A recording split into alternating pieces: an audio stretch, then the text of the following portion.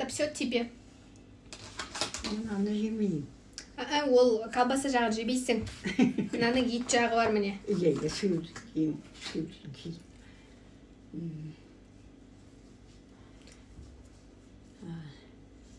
Жеп көр, дәмі күшті.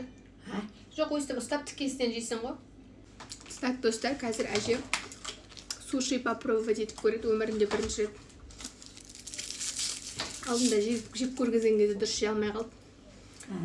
Әже қара, мынау бар ғой, суши деген қытайлардың ба, жапондардың ба, солардың тамағы. Мынау ма? Иә. Ой, әкім. Не салып қойды арасына? Ішінде күріш бар, не бар. Әнде соусқа батырасың. Біз қасқа палочка ұстай алмаймыз.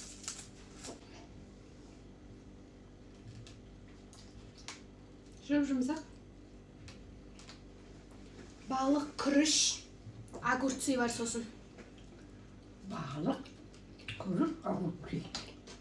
Мынаның үстінде. Күшті ма дәмі? Тарттың ба? Мәкеуіп тарттың ба? Мен емес, істеген. Телефон соғасың тек. Маған осы керек дейсің, болды. Осының өзі бір сағатта өстім жақсы әкеліп тастайды. Басын ауыртып, ешкім үйінде тамақ істеп отырғысы келмейді, жұмыс баста сондай адамдар болса, тек соғатты, тек заказ бере қояды, өсті тым жақсылып, әп-әдемі қылып әкеліп береді. Заман дамыған ғой. Қалай екен дәмі күшті ме екен? Дәмі де бәрі күшті. Ұнады ма?